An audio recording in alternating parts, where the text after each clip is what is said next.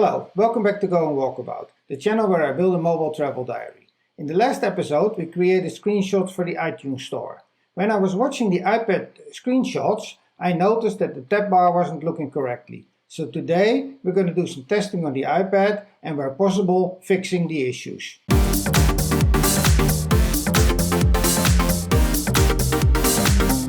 Let me show you what I noticed in the tab bar. I've started the simulator and here we're going to have a look. If we look at the tab bar, we see that those icons aren't properly aligned. So that is not correct and we need to fix. But while we're testing here anyway, so let's look at a few other things that might be wrong as well. So we run the iPad here in portrait, but if we go to landscape, we should select the iPad, we go back and now we rotate it. We also see failures on the rotating. So the screen isn't repainting correctly for the correct format. If we go back, it looks correct again. But now if we, for instance, start another app on the side, let me try this, put this one in, and we can move this messages next to it.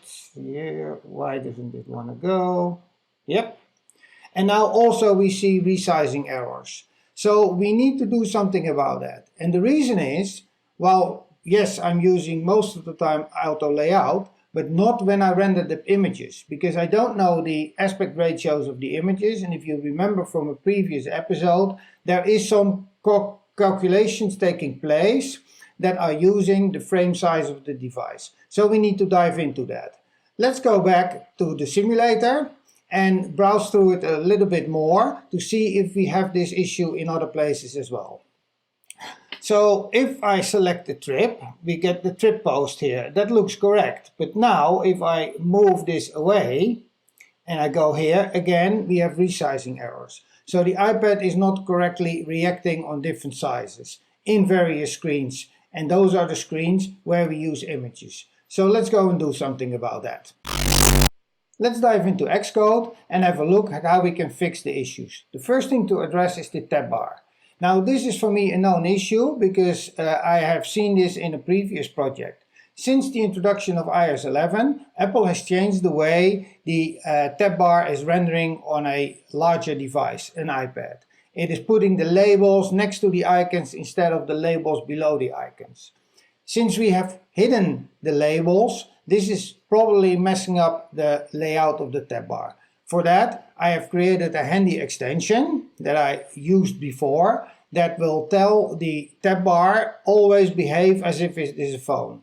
And that is what we see here. So we actually have the extension on a tab bar and we override the trait collection. So if the device is an iPad, we still tell that the horizontal class is compact. And this way, it always renders the tab bar in the same way. And that will solve our problems. So if we run this, we will see that the icons will be aligned properly now. Let's wait, it needs to build, takes a little bit of time, and the simulator will start so we can have a look at that. And a launch screen, there the app is going, and now we see the icons are correctly aligned. So that is the first thing we did. Now let's go into the resizing and see how we can solve that. Here in Xcode we go to the trip view controller. This is actually the view controller where we have the various trips.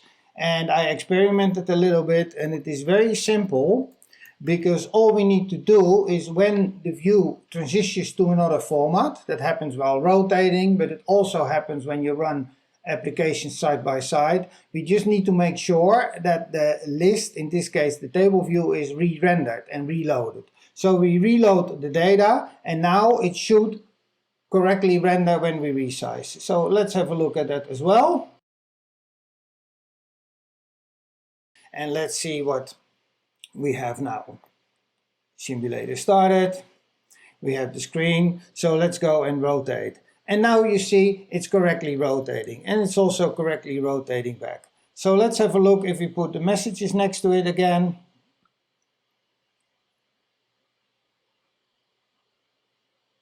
Wait.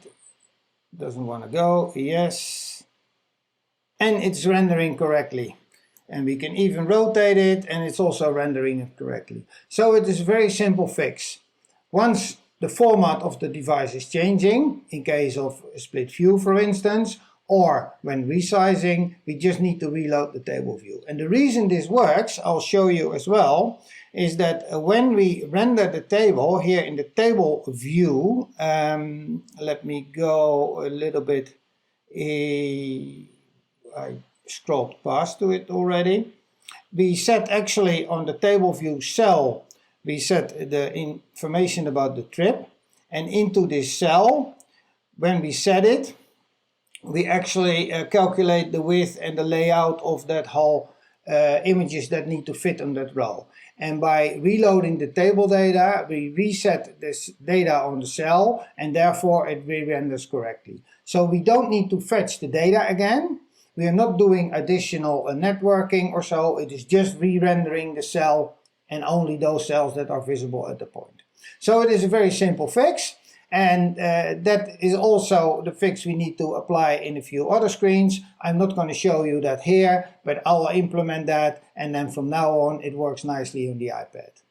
Now, as you noticed, I haven't done anything special for the iPad, and that's not my goal either, because I think most people will use the app on the phone anyway. But it is nice that it works on the iPad, because I can publish it as a universal device, but then I also need to have correct screenshots and it needs to work. Now with these simple fixes it is working, and in the future I'll also continue testing on the iPad, so yes, that I can also publish it in that way and it looks nice. As you see, it was a short and simple fix, but it is important to go through testing on different devices as well. And the screenshot episode really helped me finding this error and putting some extra attention on that. Now, thank you for watching. I hope you liked this video, so please like and subscribe. And if you didn't like the video, subscribe anyway, because you might like the next one. I hope to see you in the next video. Thank you for watching.